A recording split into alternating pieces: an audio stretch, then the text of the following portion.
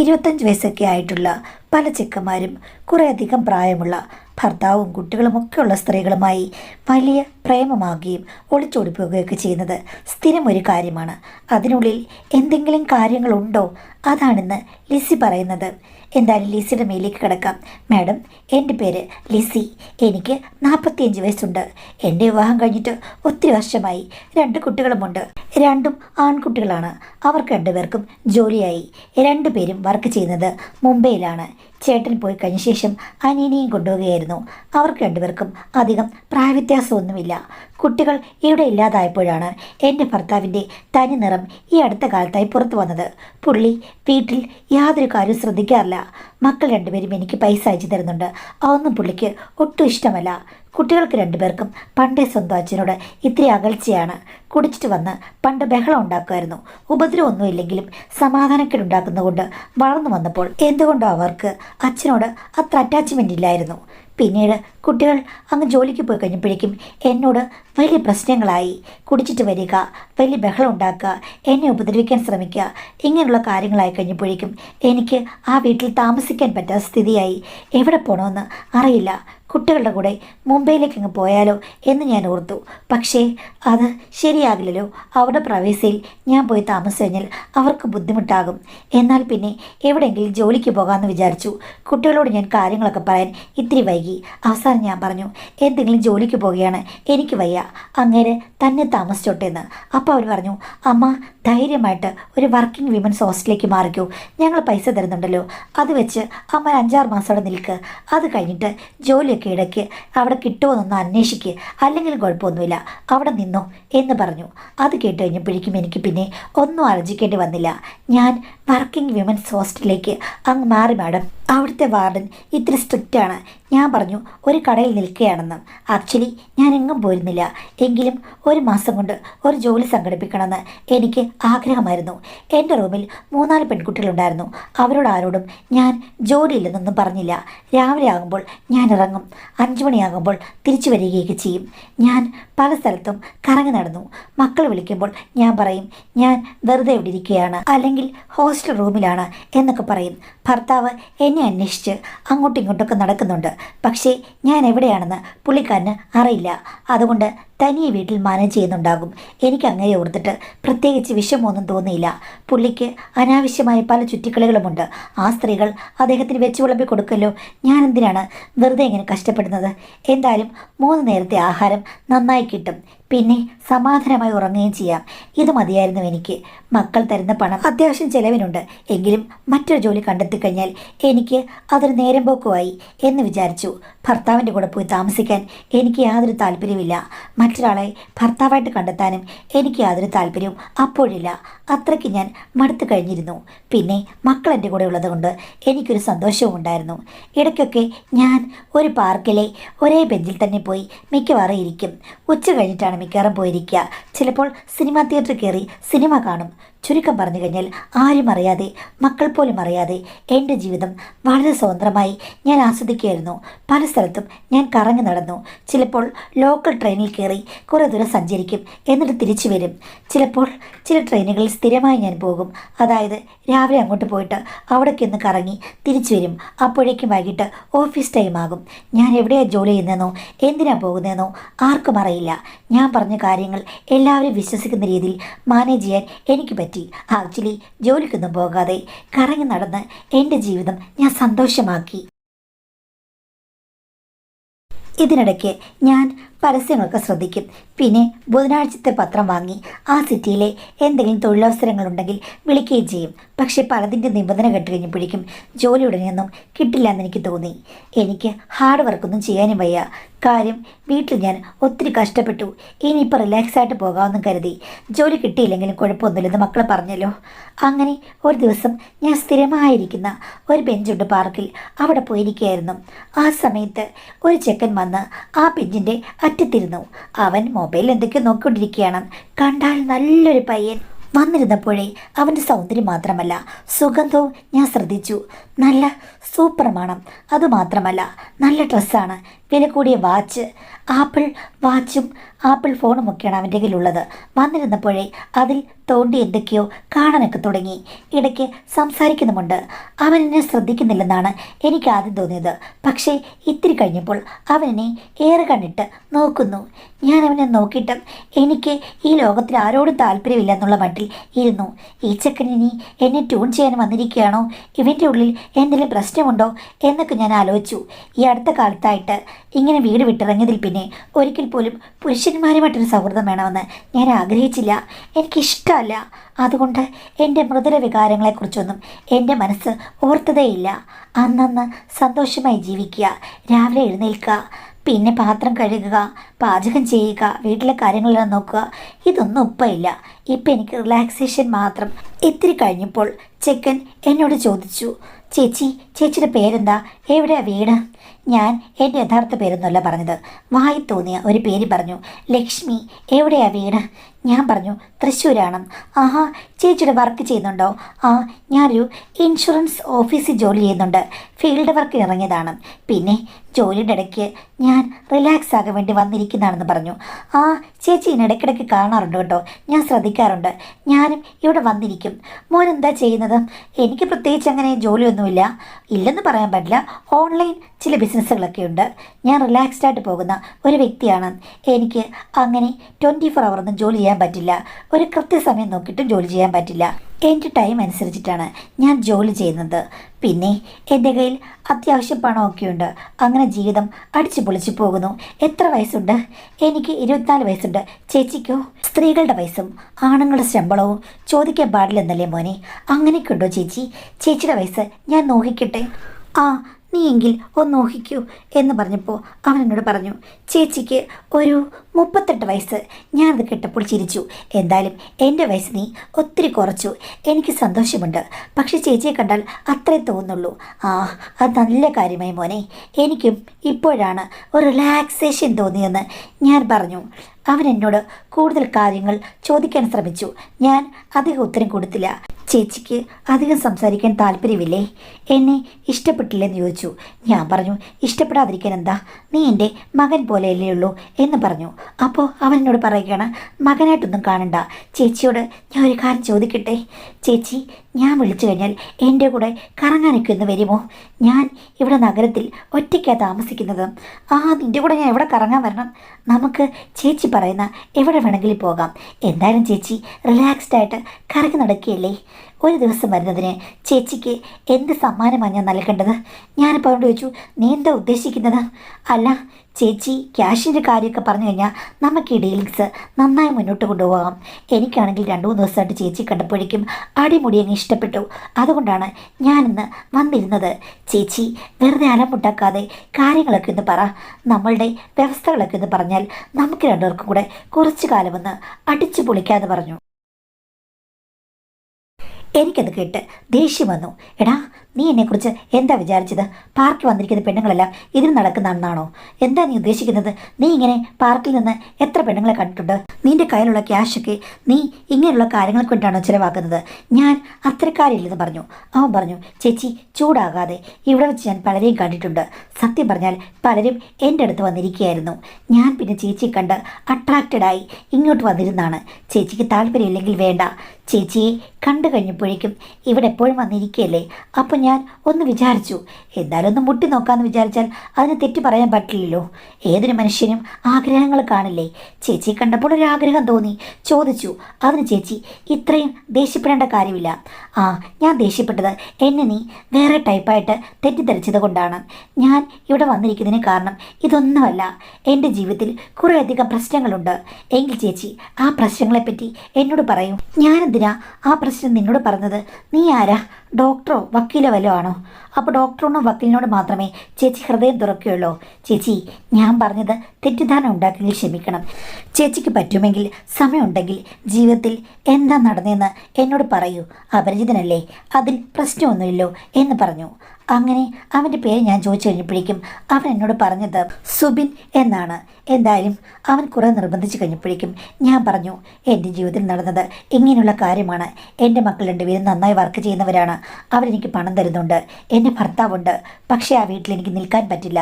അതുകൊണ്ട് ഞാനിവിടെ വന്ന് അങ്ങോട്ടും ഇങ്ങോട്ടും ഒക്കെ റിലാക്സായി നടക്കുകയാണെന്നും അത് കേട്ട് കഴിഞ്ഞപ്പോഴേക്കും അവൻ എന്നോട് പറഞ്ഞു, എങ്കിൽ ചേച്ചി ഒരു കാര്യം ചെയ്യേ, ചേച്ചി എൻ്റെ കൂടെ കറങ്ങാൻ വാ, ഞാനും പല ദിവസങ്ങളിലും ഫ്രീ ആണ്, നമുക്ക് രണ്ടുപേർക്കും കൂടെ ദൂരെയൊക്കെ ഒന്ന് കറങ്ങി വരാം. അയ്യട മോനെ, നിന്റെ കറക്കത്തിൻ്റെ ഉദ്ദേശം എനിക്ക് മനസ്സിലായി. എന്നിട്ട് എവിടെങ്കിലും ചെന്ന് വല്ല റിസോർട്ടിലോ അവിടെ ഇവിടെ താമസിക്കാമെന്ന് പറയും. അവസാനം നീ എൻ്റെ തലയിലാകും, അല്ലെങ്കിൽ ഞാൻ നിൻ്റെ തലയിലാകും എന്ന് പറഞ്ഞു കഴിഞ്ഞപ്പോഴേക്കും അവൻ പൊട്ടിച്ചിരിച്ചു. അവനിപ്പോൾ എന്താ ചേച്ചി, നമ്മൾ രണ്ടുപേരും സ്വതന്ത്രമായ വ്യക്തികളല്ലേ? എന്തായാലും ചേച്ചിക്ക് ഹസ്ബൻഡ് വേണ്ടല്ലോ. നമ്മളിപ്പം എവിടെ പോയി എങ്ങനെ റൂം എടുത്താൽ എന്താ? ചേച്ചിയുടെ കുട്ടികൾ രണ്ടുപേരും വളർന്ന് വലുതായി, പിന്നെ ഭർത്താവിനും ചേച്ചിക്ക് വേണ്ട, പിന്നെന്തിനാണ് ഇത്ര കടപിടുത്തം? ഞാൻ പറഞ്ഞു, എനിക്കിപ്പോൾ ആണുങ്ങളോടൊന്നും വലിയ താല്പര്യമില്ലാത്തൊരു സ്ഥിതിയാണ്. അതിന് ചേച്ചി എന്നോട് ആ താല്പര്യം കാണിക്കണമെന്ന് ആര് പറഞ്ഞു? പിന്നെ നിൻ്റെ ഉദ്ദേശം എന്താടാ? നീ എന്തുദ്ദേശത്തിലാണ് ഇവിടെ ആദ്യം വന്നിരുന്നത്? അതിന് ചേച്ചി കണ്ടപ്പോൾ തെറ്റിദ്ധരിച്ചു. ചേച്ചി യഥാർത്ഥം പറഞ്ഞപ്പം ഞാൻ അത് അക്സെപ്റ്റ് ചെയ്തു. ചേച്ചിയുടെ കാര്യങ്ങളൊക്കെ ചോദിച്ചു. നമ്മളിപ്പോൾ ഫ്രണ്ട്സായിട്ട് പോകുന്നു. എൻ്റെ കൂടെ വന്നാലും നമ്മൾ രണ്ടുപേരും ഫ്രണ്ട്സാണ്. ചേച്ചിക്ക് ഇഷ്ടമില്ലെങ്കിൽ അവിടെ ഒന്നും നടക്കാൻ പോകുന്നില്ല. എന്നെ വിശ്വസിക്കൂ. പിന്നെ നിന്നെ വിശ്വസിക്കാനൊന്നും എനിക്ക് പറ്റില്ല. കണ്ടിട്ടിപ്പം അരമണിക്കൂറായുള്ളൂ. അതിനു മുമ്പ് അവൻ 100,000 കാര്യങ്ങൾ ചോദിച്ചറിഞ്ഞു. നിന്നെ എങ്ങനെയാണ് ഞാൻ വിശ്വസിക്കുക? ചേച്ചി, ഇങ്ങനെയൊക്കെയല്ലേ സൗഹൃദം തുടങ്ങുക? ഒരു സുഹൃത്തായിട്ട് എന്നെ വിശ്വസിക്കൂ. ഞാൻ ഇഷ്ടമുള്ളത് കൊണ്ടല്ലേ പറയുന്നത്. അത് കേട്ടപ്പോൾ എനിക്കെന്തൊരു പാവത്തം തോന്നി. നല്ലൊരു സുന്ദരൻ പയ്യൻ, അവനിങ്ങ് കെഞ്ചുവാ. അപ്പോൾ പിന്നെ ഞാൻ എങ്ങനെയാണ് പറയാതിരിക്കുക? മോനെ ഓക്കെ, പക്ഷേ നിന്നെ ഞാൻ പരീക്ഷണ നിരീക്ഷണത്തിന് വിധേയനാക്കി നിർത്തിയിരിക്കുകയാണ്. എന്തെങ്കിലും കുഴപ്പം നീ കാണിച്ചു കഴിഞ്ഞാൽ അപ്പം എൻ്റെ ശരിക്കുള്ള സ്വഭാവം പുറത്തു വരും. ഞാൻ ഭയങ്കരിയാന്ന് പറഞ്ഞു. അത് ചേച്ചി കണ്ടാലേ അറിയാം. ഭർത്താവ് പേടിച്ച് ഓടിപ്പോയതായിരിക്കും എന്നാണ് ഞാൻ കഥ കണ്ടപ്പോൾ വിചാരിച്ചത്. എടാ, നീ കളിയാക്കുകയാണോ? അങ്ങയുടെ ശല്യം കൊണ്ട് ഞാൻ ഇറങ്ങി നടന്നതാണ്. പോട്ട് ചേച്ചി, നമ്മൾ സുഹൃത്തുക്കളല്ലേ? അങ്ങനെയാണ് ഞങ്ങൾ രണ്ടുപേരും നമ്പരൊക്കെ കൈമാറിയത്. അവൻ മിക്കവാറും വൈകിട്ട് എന്നെ വിളിക്കും, അല്ലെങ്കിൽ പകൽ വിളിക്കും. ഞങ്ങൾ രണ്ടുപേരും കൂടെ ഇടയ്ക്ക് റെസ്റ്റോറൻറ്റിൽ പോയി കഴിക്കുകയൊക്കെ ചെയ്യും. ചിലപ്പോൾ ട്രെയിനിലൊക്കെ പരസ്പരം അങ്ങോട്ടും ഇങ്ങോട്ടൊക്കെ സംസാരിച്ചിരുന്നു കൊണ്ട് കുറച്ച് ദൂരം പോയിട്ട് തിരിച്ചു വരും. ചില ദിവസമേ ഉള്ളൂ കേട്ടോ, ആഴ്ചയിൽ 2-3 ദിവസം. എന്നെ കൊണ്ടവൻ 5 പൈസ ചിലവാക്കില്ല. എല്ലാം അവനാണ് മുടക്കുന്നത്. ലാവിഷായിട്ട് ചിലവഴിക്കാൻ ഇഷ്ടംപോലെ കാശുള്ള നല്ല സുന്ദരനായ ചെറുപ്പക്കാരൻ പയ്യൻ. ഏതൊരാൾക്കാണെങ്കിലും ഇംപ്രഷൻ തോന്നില്ലേ? എനിക്കും ഇംപ്രഷൻ തോന്നി. കാര്യം, ഇത്രയും പ്രായമുള്ള എൻ്റെ പുറകെ അറ്റാച്ച്ഡായിട്ട് അവൻ എന്തിനു നടക്കണം? അവൻ എന്നെ അംഗീകരിക്കുന്ന പോലെ എനിക്ക് തോന്നി. ഇങ്ങനൊരു പയ്യന് ഇപ്പോഴത്തെ കാലത്ത് എത്രയോ പ്രണയങ്ങൾ വരും. കാര്യം, സൗന്ദര്യം നോക്കിയാൽ ഇപ്പോൾ 100 പെണ്ണുങ്ങൾ ഓടി വരും പുരുഷന്മാർക്ക് വേണ്ടി. അങ്ങനെ ഒരു കാലഘട്ടമാണ്. ഇവനാണെങ്കിൽ സിനിമാളനെ പോലെ ഇരിക്കുകയാണ്. അപ്പോൾ പിന്നെ എനിക്ക് കിട്ടിയ ഭാഗ്യം എന്ന് ഞാൻ വിചാരിച്ചു. എങ്കിലും ഇവൻ്റെ കാര്യങ്ങളൊന്നും അറിയാതെ എടുത്ത് ചാടരുതല്ലോ. എനിക്കാണോ ആദ്യം അട്രാക്ഷൻ തോന്നിയത്, അവനാണോ അട്രാക്ഷൻ തോന്നിയെന്ന് പറഞ്ഞു കഴിഞ്ഞാൽ അവൻ തന്നെയാണ്. കാര്യം, അവനല്ലേ ആദ്യം വന്നത്. പിന്നെയാണ് എനിക്ക് തോന്നി തുടങ്ങിയത്. പിന്നെ അവനൊരു ദിവസം എന്നോട് പറഞ്ഞു, ചേച്ചി ഇനി നമുക്ക് ഒരു ലോങ് ട്രിപ്പ് പോകാം. എവിടെയാ? നെല്ലിയാമ്പതി. അവിടെ എന്താടാ? അവിടെ നല്ല കുളിരും തണുപ്പാ. കുളിരും തണുപ്പും. നിൻ്റെ യഥാർത്ഥ പ്രശ്നം എനിക്ക് മനസ്സിലായി. അപ്പോഴേക്കും അവൻ പറഞ്ഞു, ചേച്ചി ഞാൻ ഒരു കാര്യം ചോദിക്കട്ടെ, ചേച്ചിക്ക് എല്ലാം സ്റ്റോപ്പ് ചെയ്തല്ലേ? എന്താ നീ ഉദ്ദേശിച്ചത്? അല്ല, 2 വലിയ ചെക്കന്മാരാണ് എൻ്റെ പ്രായമൊക്കെയുള്ള. അപ്പോൾ ചേച്ചിക്ക് എല്ലാം ഓക്കെ അല്ലേ? സ്റ്റോപ്പ് ചെയ്തല്ലേ എന്ന് ചോദിച്ചു. ഞാൻ പറഞ്ഞു ആണ്. അതിനിപ്പോൾ എന്താ? അപ്പോൾ പിന്നെ ചേച്ചി എന്തിനാണ് ഇത്ര മസിൽ പിടിക്കുന്നത്? ചേച്ചിക്കോ എനിക്കോ ഈ ബന്ധത്തിൽ ഒന്നും നഷ്ടപ്പെടാനില്ല. എന്തായാലും ചേച്ചിക്ക് ഹസ്ബൻഡിനെ ഇഷ്ടമല്ല, അവിടെ നിന്ന് രക്ഷപ്പെട്ട് വന്ന് സ്വതന്ത്രയായി ജീവിക്കുന്നു. എങ്കിൽ പിന്നെ എൻ്റെ ഇഷ്ടവും സ്വീകരിച്ചു കൂടെ എന്ന് ചോദിച്ചു. ഞാൻ പറഞ്ഞു, എൻ്റെ മനസ്സ് പാകപ്പെട്ടിട്ടില്ലെന്ന്. അവൻ പറഞ്ഞു, അതൊക്കെ നെല്ലിയാമ്പതിയിലെ കുളിരും തണുപ്പും കൂടെ ആകുമ്പോൾ താനെ പാകപ്പെട്ട് വരും. ഒന്നും കാണാത്തതും കേൾക്കാത്തതും ആളല്ലല്ലോ ചേച്ചി എന്ന് പറഞ്ഞു. ഒന്ന് പോടാ ചെക്ക, ചേച്ചി വന്നേ പറ്റൂ എന്ന് പറഞ്ഞ് അവന് എന്നെ ഇക്കിളിയാക്കി. ഇത്രയും കാലത്തിനിടയ്ക്ക് കഷ്ടപ്പെട്ട് ജീവിച്ചു. എന്നെ നെല്ലിയാമ്പതി പോയിട്ട് ഒരു പതിക്കും ആരും കൊണ്ടുപോയിട്ടില്ല. എന്തായാലും ഇത്ര സ്വതന്ത്രമായി ജീവിക്കല്ലേ, അവൻ്റെ കൂടെ അവിടേക്ക് ഒന്ന് കറങ്ങി വരാമെന്ന് പറഞ്ഞ് ഞാൻ പോയി മാഡം. അങ്ങനെയാണ് നെല്ലിയാമ്പതി മലമുകൾ ആദ്യമായി ഞാൻ കാണുന്നത്. മലയുടെ മുകളിൽ ചെന്നപ്പോൾ അസാധാരണമായ കുളിരും തണുപ്പുമായിരുന്നു. അവൻ്റെ ഫ്രണ്ട് വന്ന് ഞങ്ങളെ റിസീവ് ചെയ്തു. ഫ്രണ്ടും ഒരു 10-27 വയസ്സ് കാണും. കണ്ടാൽ അതിയോഗ്യൻ, ഇവനേക്കാൾ സുന്ദരനാണോ എന്ന് തോന്നിപ്പോകും. പോകും. അത്രയ്ക്കും നല്ലൊരു പയ്യനാണ്, നല്ല സ്വഭാവം. ഞങ്ങൾക്ക് രണ്ടുപേർക്കും ഒരു കോട്ടേജ് തന്നു. എന്നിട്ട് പറഞ്ഞു, ഒരു പ്രശ്നമില്ല ചേച്ചി, ഞങ്ങളെല്ലാം വിശ്വസ്തരായ ആൾക്കാരാണ്. അടിച്ചു പൊളിച്ച് നമുക്ക് ഇവിടെയൊക്കെ ഒന്ന് കണ്ടിട്ട് പോകാം, അത്രയേ ഉള്ളൂ. ചേച്ചിയുടെ കാര്യങ്ങളെല്ലാം ഇവൻ എന്നോട് പറഞ്ഞിട്ടുണ്ടെന്ന് പറഞ്ഞു. അങ്ങനെ ഞങ്ങൾ രണ്ടുപേരും കോട്ടേജിലേക്ക് പോയി. ചേച്ചി എല്ലാം ഒന്ന് ചുറ്റിക്കാണാം, ഫ്രഷായി വരുമെന്ന് പറഞ്ഞു. ഞാൻ പെട്ടെന്ന് ഫ്രഷായി വന്നു, അവനും. അങ്ങനെ ഞങ്ങൾ രണ്ടുപേരും കൂടെ അവിടെ എല്ലാം ഒന്ന് ചുറ്റിക്കണ്ടു. സൂപ്പർ. അവൻ്റെ കൂടെ അവൻ്റെ ഫ്രണ്ടിൻ്റെ ബൈക്കിൽ പോയി കഴിഞ്ഞപ്പോഴേക്കും എനിക്ക് എൻ്റെ ജീവിതത്തിൽ കിട്ടാവുന്ന ഏറ്റവും വലിയ സന്തോഷമാണെന്ന് തോന്നി. തിരിച്ചു വന്ന് നല്ല ഭക്ഷണം വൈകുന്നേരമായി കഴിഞ്ഞപ്പോഴേക്കും അവൻ പറഞ്ഞു, ചേച്ചി കിടന്നുറങ്ങിക്കോ, ഞാനും എൻ്റെ ഫ്രണ്ടും കൂടെ അവൻ്റെ റൂമിലിരുന്ന് കുറേ സംസാരിക്കട്ടെ, കുറേ കാലമായി കണ്ടിട്ട്. അത് കേട്ടപ്പോൾ എനിക്ക് വല്ലാത്ത നിരാശ തോന്നി. ഇവൻ നെല്ലിയാമ്പതിലേക്ക് ഇതിനാന്ന് വന്നത്, വെറുതെ പോയി ഞാൻ എന്തിനാ ഉറങ്ങുന്നത്? ഞാൻ പറഞ്ഞു, നീ ഇപ്പോൾ പോകണ്ട. അതെന്താ ചേച്ചി, ചേച്ചി ഉറങ്ങാൻ പോകല്ലേ? പിന്നെ ഇപ്പോൾ ഒരു 8-9 മണിയായിട്ടുള്ളൂ, എന്തിനാ ഞാൻ ഉറങ്ങുന്നത്? അപ്പോൾ ചേച്ചിക്ക് ഉറങ്ങിയില്ലെങ്കിൽ ചേച്ചി ദേ ഇവിടെ ഇരുന്ന് എല്ലാം ഒന്ന് കാണും. ഈ പാതിരാത്രിക്ക് എന്ത് കാണാനാണ്? നീ ഇങ്ങോട്ട് വന്നേന്ന് പറഞ്ഞു. അപ്പോൾ അവൻ എന്നോട് ചോദിച്ചു, ചേച്ചി ഞാൻ വന്നിട്ട് എന്താ, വെറുതെ ഉറങ്ങാനാണെങ്കിൽ ഞാൻ വരുന്നില്ല, ഞങ്ങൾ പഴയ കഥകൾ പറയട്ടെ എന്ന് പറഞ്ഞു. അത് കേട്ടപ്പോൾ എനിക്ക് വല്ലാത്ത പ്രശ്നമായി. ഞാൻ പറഞ്ഞു, എന്താ ഇത്ര പഴയ കഥകൾ പറയാം? നിങ്ങൾക്ക് രണ്ടുപേർക്കും 60 വയസ്സുണ്ടോ? പാടാ ഇവിടെ എന്ന് പറഞ്ഞ് ഞാൻ അധികാരം ചമഞ്ഞു. അവൻ തിരിച്ചു വന്നു. എന്താ ചേച്ചി? ഞാൻ പറഞ്ഞു, എങ്ങും പോകണ്ട എന്ന് പറഞ്ഞ് ഷർട്ടിൽ പിടിച്ചാൻ വലിച്ചു. അവന് കാര്യം മനസ്സിലായി. ആക്ച്വലി പുരുഷന്മാർക്കാണ് പെട്ടെന്ന് ആവേശം വരിക, സ്ത്രീകൾക്ക് വളരെ പതുക്കെയും. പക്ഷേ ആവേശം വന്നു കഴിഞ്ഞാൽ പിടിച്ചൽ കിട്ടാത്ത ആൾക്കാരാണ് സ്ത്രീകളെന്നുള്ളത് എല്ലാ പുരുഷന്മാർക്കും അറിയാമോ എന്ന് എനിക്കറിയില്ല. പക്ഷേ അങ്ങനെയാണ്. അവൻ എൻ്റെ കൂടെ അനുസരണയുള്ള ഒരു കുഞ്ഞാടിനെ പോലെ വന്നു. കുഞ്ഞാടാണോ മുട്ടനാടാണോ എന്നൊക്കെ ഇത്തിരി കഴിഞ്ഞപ്പോൾ എനിക്ക് മനസ്സിലായി. ഞാൻ അവനോട് ഒന്നും പറഞ്ഞില്ല. കാര്യം എൻ്റെ മനസ്സിൽ കെട്ടിക്കിടക്കുന്ന പല കാര്യങ്ങളുമുണ്ടായിരുന്നു. വർഷങ്ങളായി എനിക്ക് വരുന്ന അവഗണന, കിട്ടാത്ത പരിഗണന. അതുമാത്രമല്ല, എൻ്റെ ഉള്ളിൻ്റെ ഉള്ളിൽ തിളച്ചു തൂവുന്ന ഏതോ മോഹങ്ങൾ, ഒരിക്കലും നടക്കാതെ പോയ സ്വപ്നങ്ങൾ. അങ്ങനെ എന്തെല്ലാമോ കാര്യത്തിന് ഇന്ന് ഒരു സമാപനം, പരിസമാപ്തി കുറിക്കണം. പിന്നെ എന്നുമെന്നും ഒഴുകി ഒഴുകി പോകണം എന്ന് തോന്നിയൊരു നിമിഷമായിരുന്നു അത്. അതോടുകൂടി എൻ്റെ രൗദ്രഭാവം ഞാൻ പുറത്തെടുത്തു. മുടിയുലച്ച് ഞാനൊന്നാടിക്കഴിഞ്ഞപ്പോഴേക്കും ചെക്കൻ എൻ്റെ കാൽച്ചുവട്ടിൽ വന്നു. ചേച്ചിയുടെ ദാസനാ ഞാനെന്ന് പറഞ്ഞു. ഞാൻ പറഞ്ഞു, നീ എൻ്റെ ദാസനും ഭക്തനും ഒക്കെ ആകണം. ഞാൻ നിനക്ക് തങ്കത്താമ്പാളം നിറച്ച് മാമുണ്ടാൻ ചോറ് തരാം എന്ന് പറഞ്ഞു. അപ്പോൾ അവൻ പറഞ്ഞു, അതൊക്കെ ഞാൻ സ്വീകരിക്കുമെന്ന്. എന്തായാലും പിന്നെ അവിടെ ആരോ പാടിയതുപോലെ ദുന്തും ദുന്തും ദുന്തുഭിനാദം നാദം നാദം എന്ന് പറഞ്ഞ അവസ്ഥയായിരുന്നു. എനിക്കാണെങ്കിൽ എൻ്റെ അറിവുകൾ അവിടെ പ്രയോഗക്രമത്തിലാക്കാൻ പറ്റി. അവനാണെങ്കിൽ അവൻ്റെ അറിവുകളും, കാര്യം ചെറുപ്രായമാണെങ്കിലും അവൻ അറിവുകളുടെ നിറകുടമാണെന്ന് എനിക്ക് മനസ്സിലായി. ശക്തിയേറിയ സ്നേഹപ്രവാഹങ്ങൾ എന്നിലേക്ക് അർപ്പിക്കാൻ അവൻ എപ്പോഴും എടുക്കനായിരുന്നു എന്ന് എനിക്ക് എപ്പോഴും തോന്നിക്കൊണ്ടേയിരുന്നു. അതുമാത്രമല്ല, ഞാൻ കണ്ടത് എത്രയോ തീരെ ചെറിയ ലോകമാണ്. എൻ്റെ ഭർത്താവിനെ എടുത്ത് എവിടേക്കെങ്കിലും എറിഞ്ഞു കളയാൻ, അന്യഗ്രഹത്തിലേക്ക് കയറ്റി അയക്കാൻ എനിക്ക് തോന്നി. എനിക്കിവിടെ കിട്ടിയിരിക്കുന്നത് പറഞ്ഞറിയിക്കാൻ വയ്യാത്ത, കാത്തിരുന്ന സ്വത്തോ മുത്തോ ആണെന്ന് എനിക്ക് തോന്നിപ്പോയി. ചുരുക്കം പറഞ്ഞാൽ 1-2 മണിക്കൂറുകൾ കൊണ്ട് തന്നെ ഞങ്ങളുടെ ബന്ധത്തിന് സ്ഥായിയായ ഒരു സ്നേഹ സ്വഭാവമുണ്ടായി. ഞങ്ങൾ ഇനിയും നെല്ലിയാമ്പതിയല്ല, ഊട്ടിയോ കൊടൈക്കനാലോ, ചിലപ്പോൾ ആംസ്റ്റർഡാമിൽ വരെ പോയി വരുമെന്ന് എനിക്ക് തോന്നിപ്പോയി. 1ാമത്തെ ഘട്ടം പൂർത്തിയാക്കിയപ്പോൾ ഞങ്ങളുടെ അന്തർധാര വളരെ അന്തർലീനമാണെന്ന് ഞങ്ങൾക്ക് മനസ്സിലായി. അത് കഴിഞ്ഞ ശേഷം ഞങ്ങൾ കുറേ സംസാരിച്ചു. ഭാവിയിൽ നമ്മൾ എപ്പോഴും ഒന്നിച്ച് കാണണമെന്ന് വാഗ്ദാനം ചെയ്തു. അപ്പോൾ ഒരു 12:30 കാണും. ആ സമയത്താണ് കോട്ടേജിൽ ഒരു മുട്ട് കെട്ടത്. അവൻ്റെ കൂട്ടുകാരാണെന്ന് തോന്നുന്നു. എന്തായാലും തുറന്നപ്പോൾ അവൻ തന്നെയാണ്. കൂട്ടുകാരൻ പറഞ്ഞു, അയ്യോ ഇവനെ വിളിച്ചിട്ട് കിട്ടുന്നില്ല, ഇവനോട് പറഞ്ഞതാണ് സംസാരിച്ചിരിക്കാൻ അങ്ങോട്ട് വരാമെന്ന്, പക്ഷേ ഇത്ര നേരമായിട്ടും കണ്ടില്ല. എന്തായാലും ഇവിടെ വന്നിട്ട് നിങ്ങൾ പെട്ടെന്ന് ഉറങ്ങില്ലെന്ന് എനിക്കറിയാം, അതുകൊണ്ട് വന്നതാണെന്ന് പറഞ്ഞു. ചിക്കൻ പറഞ്ഞു, എടാ ഞാൻ അങ്ങോട്ട് വരാൻ ഇറങ്ങിയതാണ്, പക്ഷേ ചേച്ചി എന്നെ വീട്ടിലെന്ന് പറഞ്ഞു. അത് കേട്ടപ്പോൾ എനിക്ക് ചമ്മലായി. എന്താണ് നീ എങ്ങനെ പറഞ്ഞെന്ന് പറഞ്ഞപ്പോൾ അവൻ ഒന്നും മിണ്ടാതെ ചിരിച്ചു. കൂട്ടുകാരൻ, അതൊന്നും സാരമില്ല, ഇവിടെ തണുപ്പും കുളിരുമല്ലേ, അപ്പോൾ പിന്നെ മനുഷ്യൻ്റെ ജീവിതം ആഘോഷമാക്കണ്ടേ എന്ന് ചോദിച്ചു. അങ്ങനെ കുറേ കാര്യങ്ങൾ സംസാരിച്ച് കഴിഞ്ഞപ്പോഴേക്കും ചെക്കൻ എന്നോട് പറഞ്ഞു, ചേച്ചി എന്നും എൻ്റെ കൂടെ ഉണ്ടാകണമെന്ന് ചേച്ചി വാഗ്ദാനം ചെയ്യണം. ചേച്ചിയെ ഞാനൊരിക്കലും കൈവിടില്ല. ഞാനത് കേട്ട് എനിക്കറിയാമടാ എന്ന് പറഞ്ഞു. ആവേശം അത് ആർക്കും നിർത്തിവെക്കാൻ പറ്റില്ലല്ലോ.